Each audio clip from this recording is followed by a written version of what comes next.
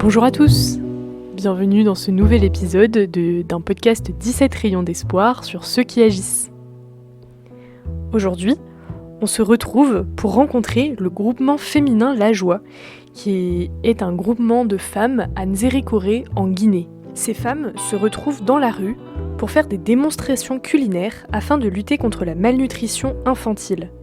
Elles sont soutenues pour ça par le CEAD, le Centre d'études et d'appui au développement, qui se trouve lui-même à Nzérékoré. Ce podcast se focalise donc sur l'ODD numéro 2, Faim Zéro. On ne vous en dit pas plus et on vous laisse découvrir ce groupement féminin La Joie. Bonne écoute!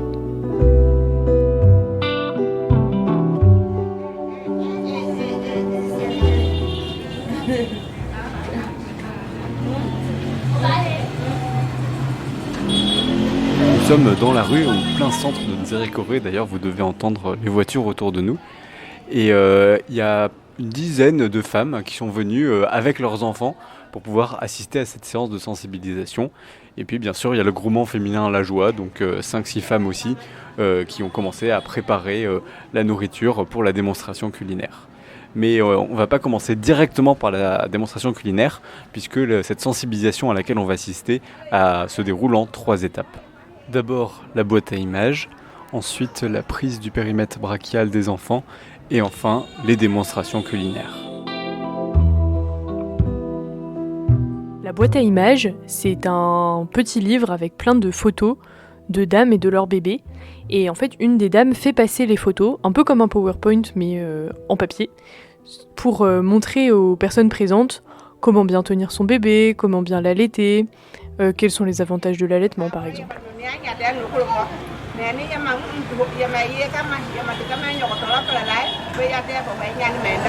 Là, c'est les aliments qui sont recommandés Oui. pour les enfants. Pour les enfants, à partir de 6 ans. Voilà. À partir de 6 ans maintenant, le lait maternel ne suffit pas seulement pour l'enfant. Il faut changer un peu le régime alimentaire.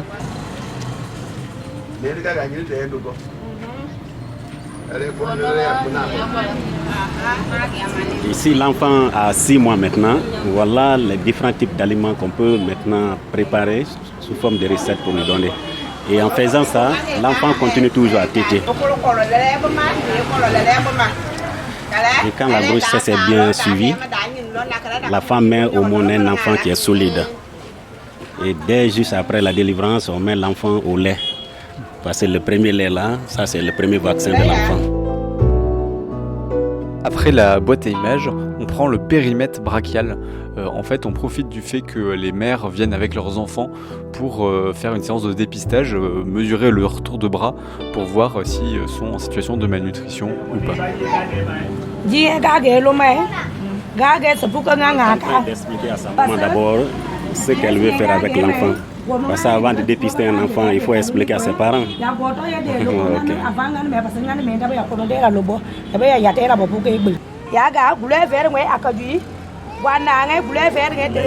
à ses amis que si l'enfant est, c'est-à-dire quand tu fais le dépistage, si l'enfant est dans le vert, là l'enfant est dans un bon état. Mais si c'est le jaune ou le rouge maintenant, c'est une zone qui produit beaucoup, donc on ne peut pas parler d'indisponibilité. Oui, on peut parler de l'accessibilité. Il y a beaucoup de personnes ici qui n'ont pas accès au domaine cultivable. Donc, eux, ils achètent tout. Et ce n'est pas tout le monde qui a les moyens de s'acheter des aliments de qualité. Donc, il y a un problème d'accessibilité, n'est-ce pas? Et après, l'utilisation. Le gros du problème, c'est l'utilisation. Il y a la disponibilité, ils ont l'accès, mais comment utiliser? Et ça, c'est aussi lié aux habitudes alimentaires. Et si, par exemple, on dit, si l'enfant mange les œufs, il va devenir voleur. N'est-ce pas? Donc, on prive l'enfant. Alors, les œufs, ça, c'est un aliment que l'enfant doit consommer. Les femmes enceintes, en principe, doivent être bien nourries. Mais il y a des aliments aussi qu'on dit que la femme enceinte ne doit pas manger. Tout ça, là, c'est les habitudes alimentaires. C'est là que je parle de l'utilisation. N'est-ce pas? Ces recettes Ce que nous sommes en train de faire, ces démonstrations-là, les gens ne connaissent pas ça. Sinon, il y a la disponibilité. C'est vrai, tout le monde n'a pas l'accès. Mais le peu qu'on dispose là, si c'était bien utilisé, vraiment, ça allait réduire, n'est-ce pas, le taux de malnutrition.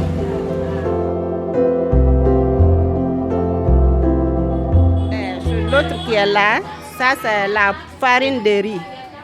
L'autre là, ça c'est le lait en poudre. L'autre, ça c'est le sucre. Ça c'est la feuille de patates, tomates et oignons que nous avons préparé et faire en purée. Maintenant, nous avons pris demi-verre pour mettre sur la poudre de farine. Nous allons mélanger ça. Nous allons mettre dans la marmite. Si ça sera cuit, nous allons prendre le lait, mélanger aussi, mettre dans la marmite. Après, le sucre. Nous allons mélanger encore le sucre, mettre là-bas. Après, 2 cuillerées d'huile d'arachide, plus les ingrédients que nous avons préparés avant. Nous allons les ajouter.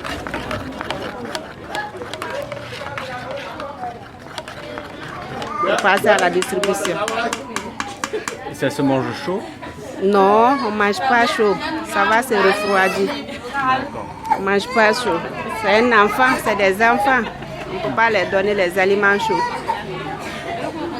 Et c'est pour quel âge?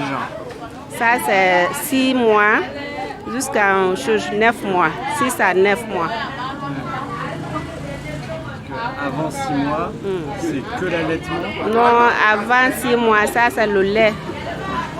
Le lait, c'est l'allaitement exclusif. Le lait de sa maman. C'est à partir de 6 mois qu'on commence maintenant à préparer ça, à leur donner. Maintenant, à 9 mois aussi, on fait les purées. Les Purées, ce qu'on a fait avant là. Ce qu'on a vu. Ça, c'est les purées.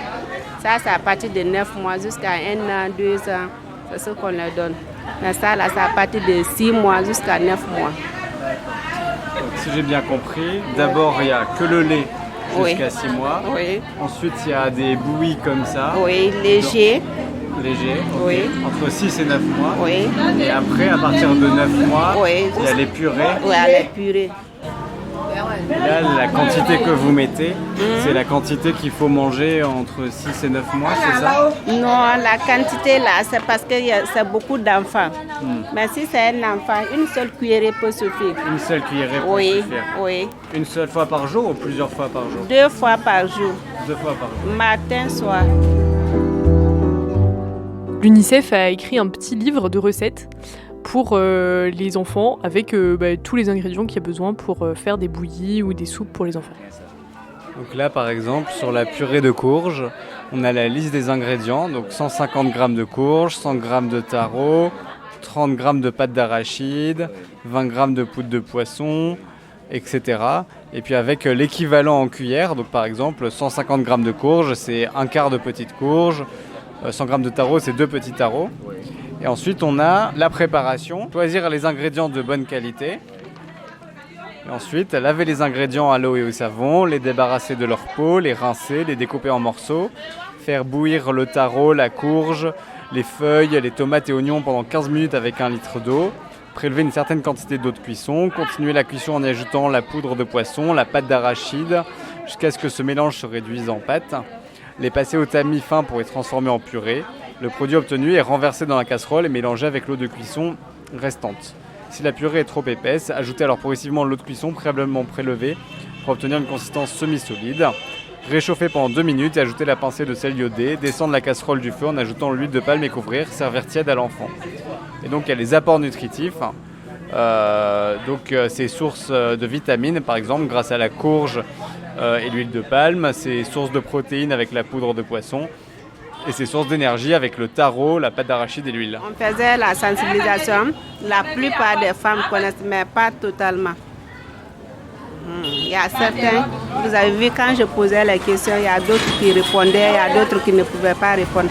Parce que ce n'est pas tout le monde qui avait assisté. Sinon, nous avons fait ça plusieurs fois dans le quartier. Et jusqu'à présent, ce n'est pas totalement compris. Est-ce que vous connaissiez déjà les recettes qu'on a fait ici aujourd'hui? Oui, on connaît maintenant déjà. Et est-ce que vous avez une recette préférée pour faire à votre bébé? C'est ça qui m'a convaincu, quoi. C'est qu'on avait préparé là.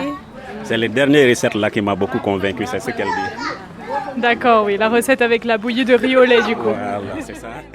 Ce qui est très intéressant dans le CEAD, qui accompagne le groupement féminin La Joie, c'est qu'en fait, ce sont des anciens travailleurs d'Action contre la faim qui ont ensuite monté leur propre structure.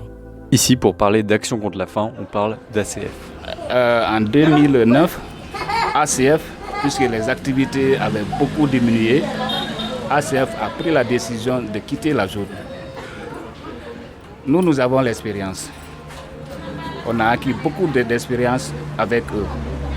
Dans tout ce que nous faisons aujourd'hui, nous avons appris ça avec ACF.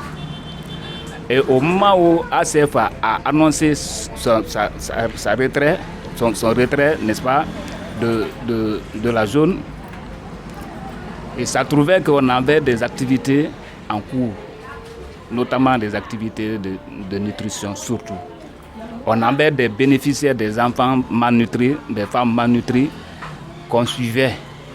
Ils n'avaient pas, n'est-ce pas, leur état n'était pas rétabli d'abord. Donc ACF a pris la décision de quitter la zone, laisser les bénéficiaires, laisser les gens là dans la souffrance. Nous on s'est dit que non, il faut qu'on fasse quelque chose.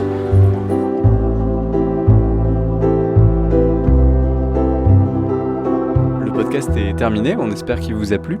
Nous, on a été particulièrement touchés par cette association et notamment le CEAD qui a quand même réussi à se reconstruire et à poursuivre les actions après que le financeur européen soit parti. Et on trouve ça vraiment très intéressant comme démarche. Petite nouveauté, à partir de maintenant on va essayer d'être un peu plus régulier dans la publication des épisodes du podcast. On va publier tous les 2 semaines le vendredi soir, donc pour retenir, vendredi soir c'est 17 rayons d'espoir. Voilà, à très vite pour un prochain podcast.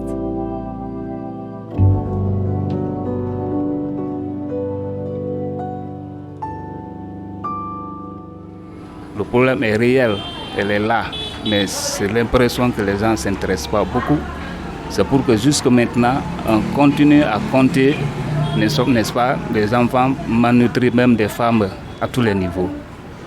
Donc, ce que je peux, comme message, n'est-ce pas, appeler des personnes de bonne volonté à tous les niveaux à s'intéresser de cette problématique liée à la malnutrition. Merci.